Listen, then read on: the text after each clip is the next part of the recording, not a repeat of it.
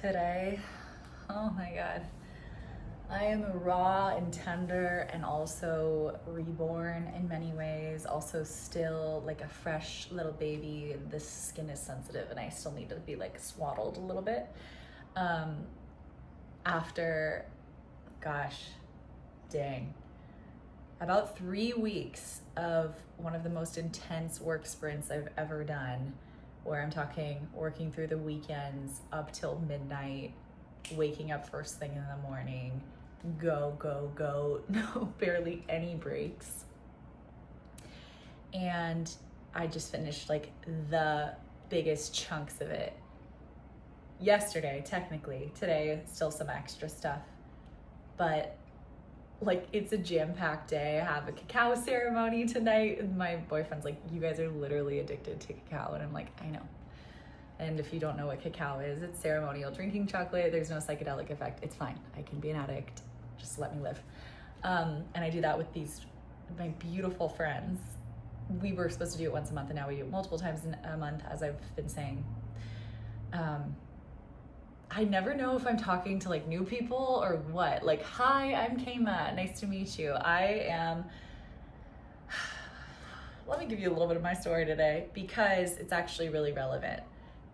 YouTube has known a little bit more. So if you've been here, you've known like what I've been working on, and some other people, like even Instagram and others, don't know. So I'm like the newest on YouTube. I haven't even been on YouTube for more than 2 months, but I'm sharing the most with you. So don't tell the others. Okay. I'm working on this course right now. And the journey is taking you from self-abandonment to soul alignment, because that was my journey. I had lost myself my whole life. I had struggled with just as close as you can get to self-harm, like literally like self-hurting. Just like biting myself, calling myself names, telling myself I was stupid, fat, ugly, worthless, never gonna be worth anything, not good enough, constantly. I was so deeply shy and insecure, super distrusting of the world and myself, first and foremost. I had no confidence in my abilities. And the one thing that I felt I could express myself through was fashion. And the one thing I felt really connected to was Hawaii, where I felt every time we would come back home here, where I grew up part-time in the Hawaiian jungle, I felt like myself. And I didn't really know how to put that into words at the time, but I just felt free. I felt trusting, I felt light, I felt whole, I felt in rhythm. I felt like something else had my back, and therefore I could have my back too, because I trusted everything that happened there. So I trusted everything. And fashion was just this way that I could express who I was in a world that was very loud around me. I grew up basically in, I almost said the road case. I didn't grow up in the road case, but might as well, of my dad's rock band, and traveled the world, got pulled out of school left and right. It was incredible. I saw so many beautiful places, met so many incredible people, got a peek behind the curtains at some really interesting things, was surrounded by music and passion and people who followed their dreams. So there was a lot of joy and a lot of inspiration, but there was also a lot of, I almost said oppression, but it wasn't intentional like that. It was just, there was no space for anyone else. And so I learned from a very young age that I would need to contort myself into a really small little thing in order to be safe, in order to be loved, in order to belong. And I continued along that path until basically 1.5 years ago. And I had definitely taken some big strides to come back home to me over the past decade, honestly. But it really took up until last year for a final straw to break this camel's back, you know what I'm saying? And what that final straw was after, also didn't even explain more, that all of the just intensity and self-criticism and self-rejection that I grew up with turned into eating disorders, body dysmorphia, super codependent relationships where all of my biggest fears were mirrored back to me because that was the belief system I held and the reality that I was living in. So people cheating, people just betraying my trust, my love, all of these different kinds of things where I felt, oh my gosh, how am I ever going to trust anyone ever again? But then one day when I was probably 18, after my first 4.5-year relationship from 13 to 18, that's crazy. And it was long distance and super dramatic and all of these things. And like, we both were giving up all this stuff to be with each other. And then he cheated on me the whole time and it made no sense. And I remember I was so heartbroken and confused, but it finally hit me like, wait, I am not gonna live like this forever. Like I could very easily, and it would make a lot of sense if I did, to just distrust everyone. But I love love way too much to give up on that. And so I slowly started to rewire my brain through positive affirmations, meditation, journaling, becoming just much more conscious about the things I was doing and the people I was surrounding myself with. But it took a long time, and I remember I was still not in the most aligned crowd, and I was in fashion school because that was the one thing I thought gave me like a sense of purpose, because how I showed up and expressed myself was through fashion and beauty at that time. But then I realized that industry was just kind of icky and mucky and dirty and messy and not really empowering the things that I really believed in at my core, or wanted to believe in at my core. Like, you're worth so much more than even just how you look and everything else. And so I took a hiatus from school, from college, and went back home to the Hawaiian jungle, where I ended up creating my own skincare line for me. Like, I was foraging and literally just picking fruit and going to farmers markets and just being a wild, real woman, a human, coming back to nature, coming back to my truest essence and where I've always felt the wholest. And it was the most healing, one of the most healing times of my life, where I feel I really quantum leapt from this world of materialism and false confidence and empowerment, and really to the core of what it was. And I literally experienced it in my body and my nervous system. And I still wasn't versed or sure, and I still only really knew the material world. So I brought a skincare line to life, and it was a beautiful one, and it still exists. It's called Mukama Botanica, and it is the product line that got me in the door to so many different places, and I met so many healers and people and wellness experts, and I found myself in all of these different I actually found myself in a couple of cults, which is cool. And I got to learn conscious discipleship, how to actually practice discernment, what works, what doesn't, what I'm actually aligned with. And it was such a beautiful trial and error. And I found through the skincare line, and when I was in the world of wellness and spirituality and a lot of different things, because it's all natural, organic, and eco-friendly, and that's a perfect product for the wellness community, and I ended up there. And I found that I loved wellness and spirituality so much, and it was so much deeper than the world of beauty and fashion, and skincare was sort of this bridge between it. And I was so grateful for this product, and I still am so proud of these babies that I brought into the world. And yet I knew that it was a stepping stone to something else. And so I had some success with that. It was wonderful. And then I moved on to keep that going, but put more of my focus actually on just healing me while I had that on the sidelines. And I went back, continued school, and got my bachelor's in business management, and decided then and there that I wanted to open a wellness spa and retreat here in Hawaii. And I wanted it to be at my family's home that inspired me so much, because I wanted people to feel the feeling that I felt there.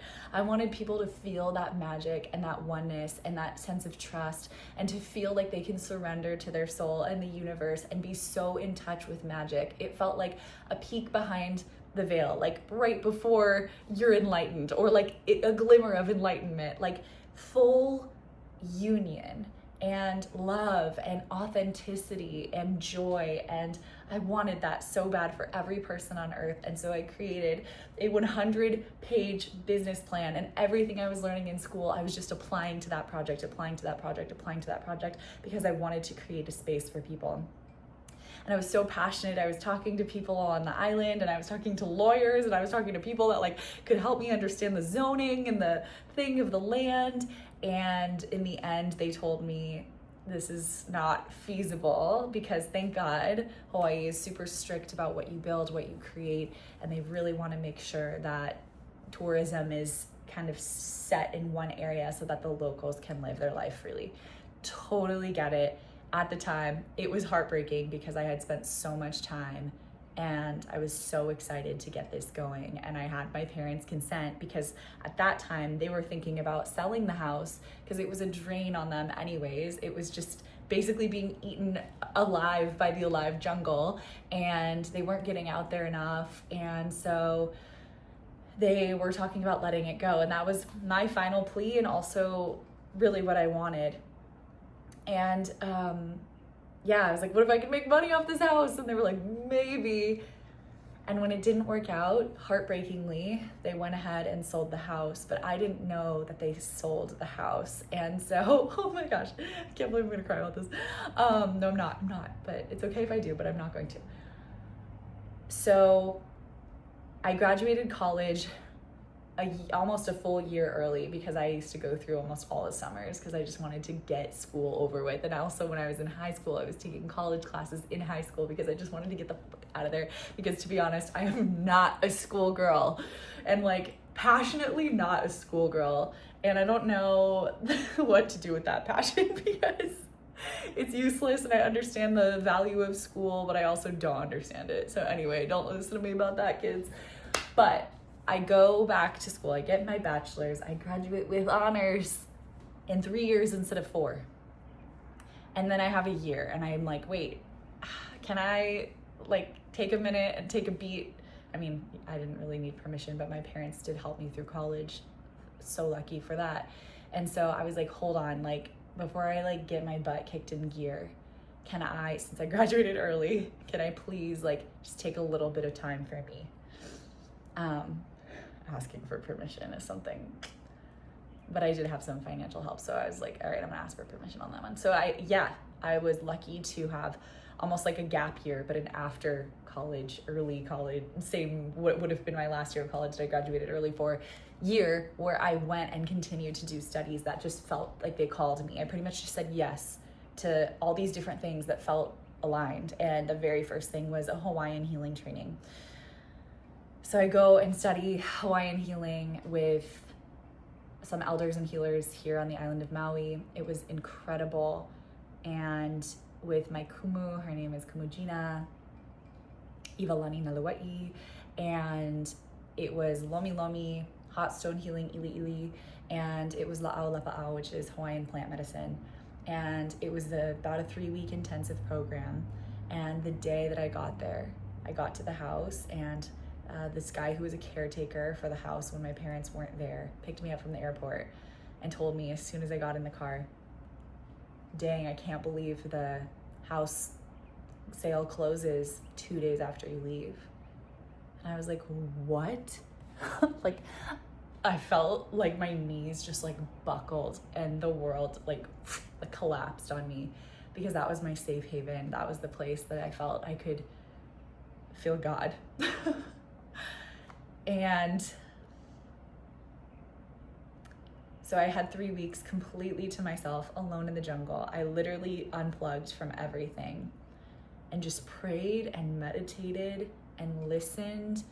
And I learned so much, not only through my training, but through my study, my presence with myself and the land. And I felt this place mirrored me. I felt I mirrored it. And I ended up getting a tattoo about that, which says Alohama, which was another training that I did here in Hawaii, in ancient Hawaiian healing from the Mu lineage.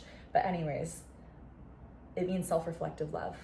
And that's what I learned there, was that the love that you feel for something is mirrored back to you, and the love that you feel for yourself, most importantly, is mirrored back to you from the world, and you mirror it to the world, and it's just this love, reciprocity.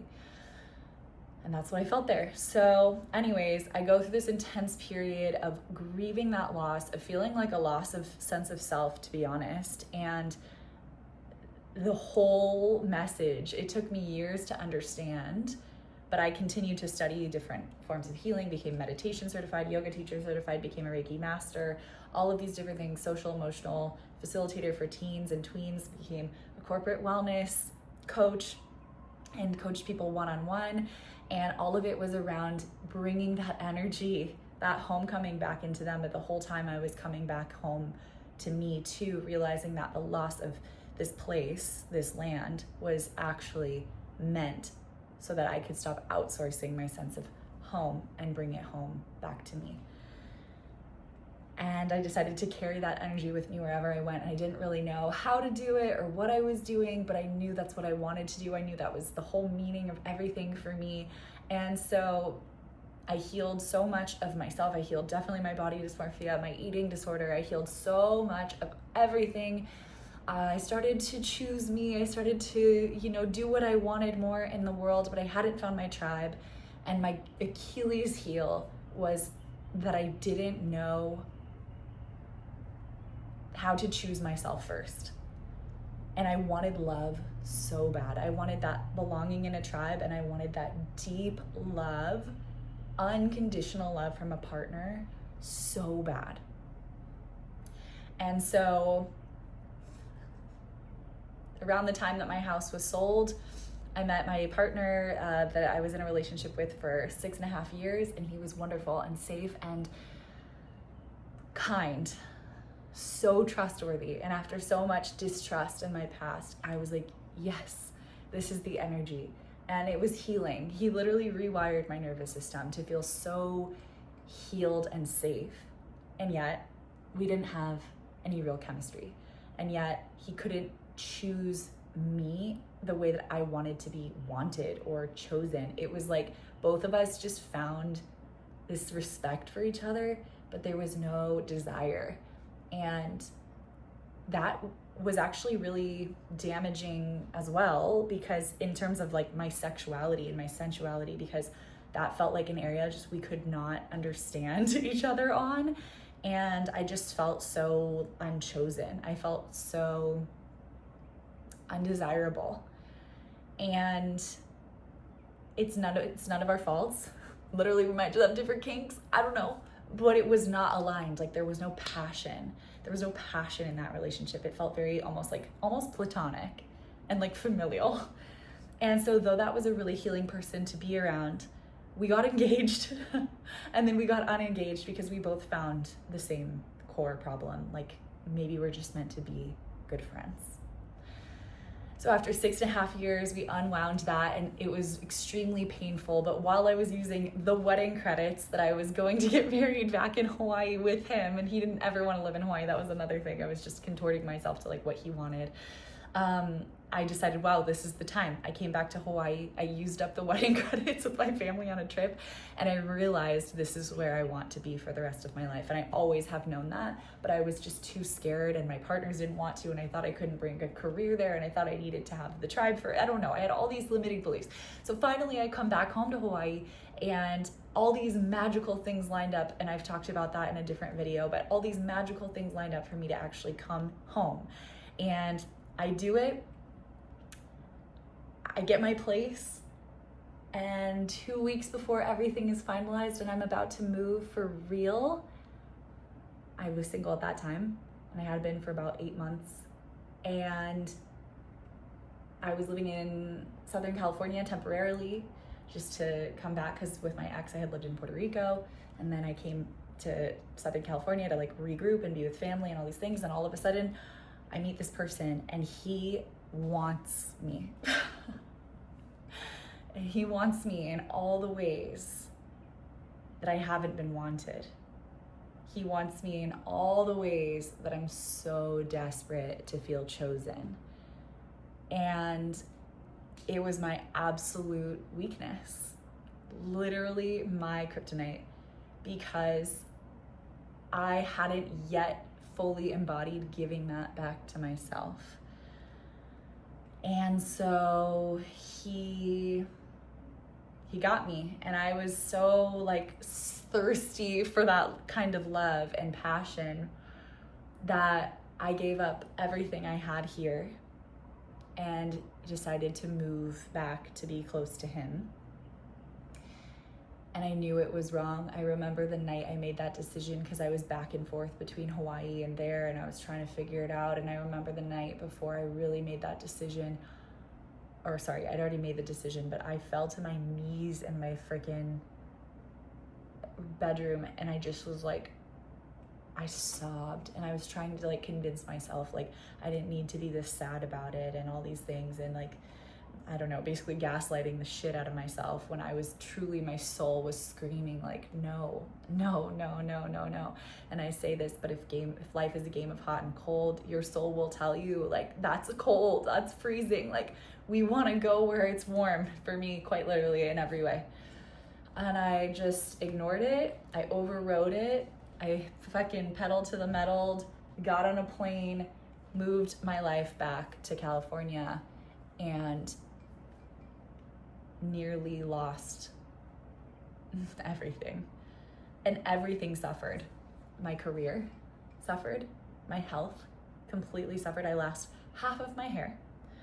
I know you can't believe it, but it used to be down to here, and I kept having to cut. I lost half of my hair. I was getting chronic UTIs. I was in and out of urgent care. I would lose a ton of weight, and then I would gain a ton of weight and lose a ton of weight. And it was just like this crazy scale. My body was freaking out. I was having panic attacks.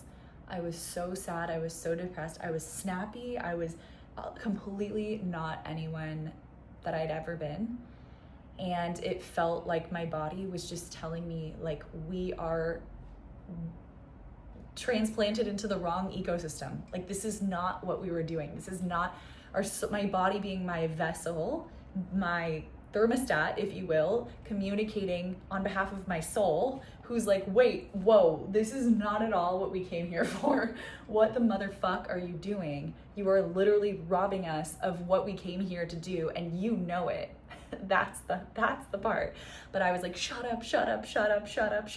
You've never been loved like this before. Like, what are you complaining about? You have this great house. You have your family like nearby. You have this, you have that. People would die to live in this part of the country. People will die to have the life you have. Start being more grateful. So I gratitude journaled every single day for literally 30 minutes a day, morning and night. I'm so grateful. This is what I'm grateful for. I should be grateful. I tried everything. Coaching, fitness coaching. I thought maybe, started eating meat after being a vegetarian for 7.5 years. I was in therapy. I was in couples therapy. I was in coaching. I just said that. I had a functional medicine doctor, and what else? So much more. I was doing acupuncture. I was trying everything, meditating all the time, which is something I've always done, but journaling, whatever. And every time I journaled, the same messages were coming up, like, I'm not okay. But I was like, you're fine. I'd write it and be like, shut up. And I was scared because I didn't know what was on the other side. Again, that was my Achilles heel, is being loved the way that I was being loved. And that's codependency, is putting everything on that. That's siphoning all of my peace, all of my joy, all of my validation, all of my feelings of worthiness and belonging from one person. And it was an incredibly isolating relationship, not just because of where I lived and because it was misaligned, so you're not going to find your tribe, but we were so different and truly incompatible. All we had was passion and chemistry. We had no compatibility whatsoever. And I kept trying, and I was losing my motherfucking mind until finally, literally, one day I was on the phone with my best friend sobbing, and I just said, and she was like, I don't even recognize who you are anymore. And I've never been worried about you, but I'm so worried about you. And that was humbling because nobody ever worries about me. I'm a coach. I was my parents' marriage counselor. I'm the friend who everybody calls in tough times. And I have it together. But I did not have it together. I was completely lost, thinking I was broken, and honestly, nearly suicidal. And so she was like, the codependency is so bad. And like, you know who you are. And I can't watch you do this anymore. And I'm not going to tell you what to do, but I don't think this is right for you. And I remember it clicked for me in that moment. It's not like it was the first time I heard it. I was waking up in the middle of the night with freaking songs like blaring in my head that I hadn't listened to in like a decade, or like at all. Well, not at all, but like just random things. Basically, like every message was trying to tell me, leave, leave, leave, leave, leave. I got hit in the back of the head by a hawk one day. And the message I Googled like hawk symbolism, because that's crazy. And it said, listen to the divine, listen to the messages, listen to the soul, basically.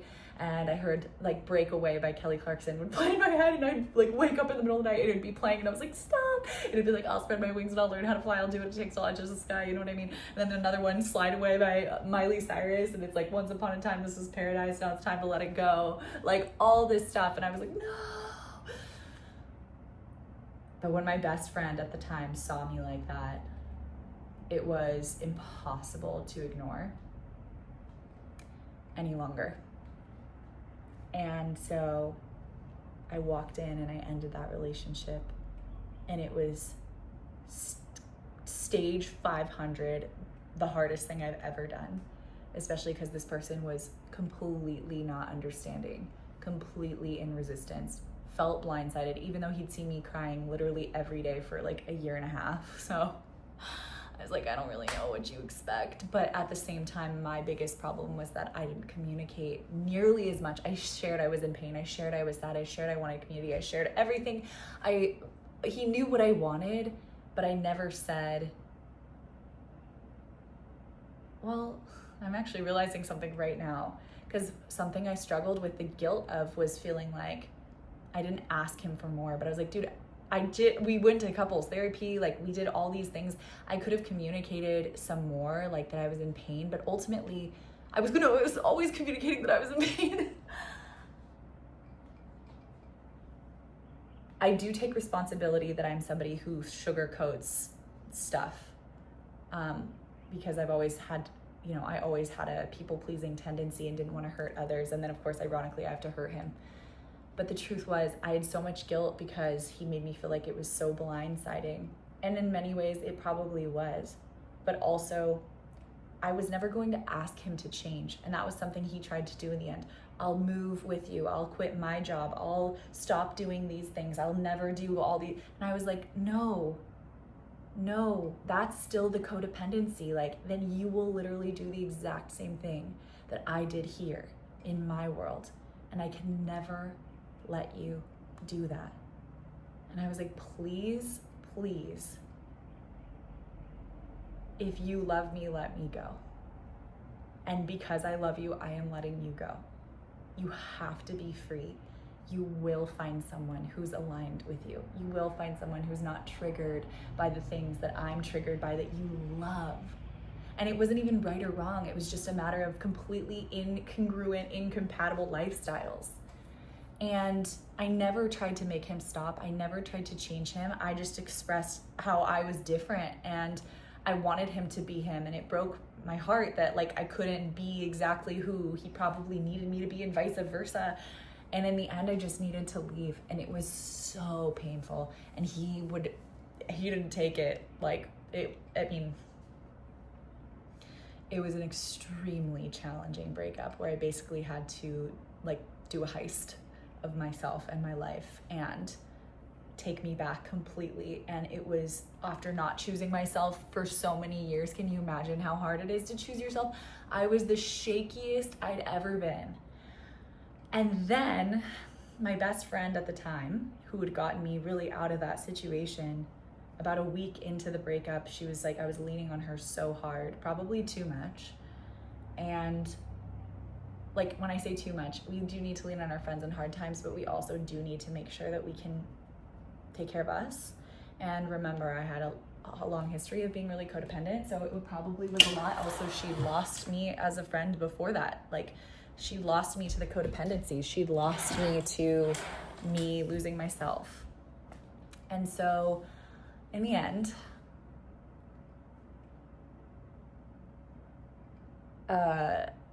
we had some extreme different values, and those were coming up a lot, like recently. And anyways, I posted something online, and this is not political if you're wondering.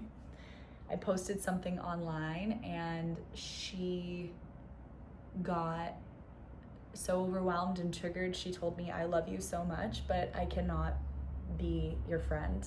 Like, I can't be there with you because of this. It's just like too much, and it's against my values. And it was so painful, and so many people thought so unfounded, like that's outrageous of her and all these things. And I had so many people like really mad at her, and I actually thanked her because I was like, first of all, I knew this about you. You knew this about me. In the end, this sets us up for more alignment. And it was crazy. I knew it right then. I just was like, may you be free. And I had known her since I was a baby. She had been my best friend for almost my whole life. And I was like, wow, okay.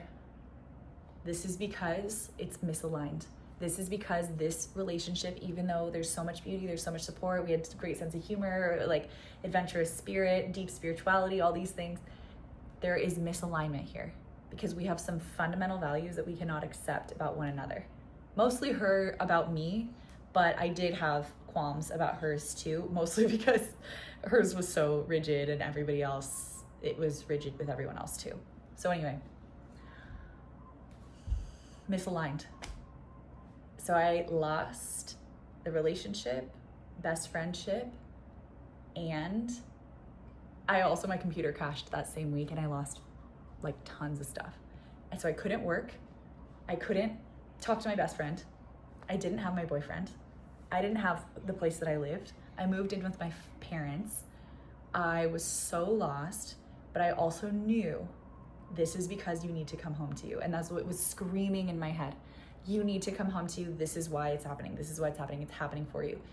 So I knew already that I was going to go back home to Hawaii because that's half the reason, not half the reason, but I knew. So I took a month to like regroup. I packed my bags and I moved home.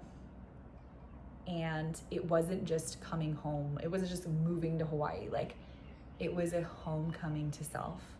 It was cutting off misaligned ties.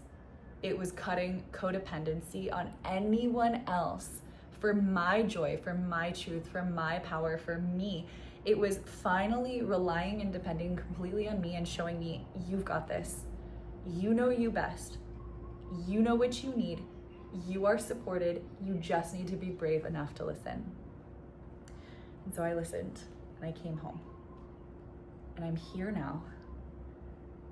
And that was just about a year ago that I finally came home to me, literally and figuratively.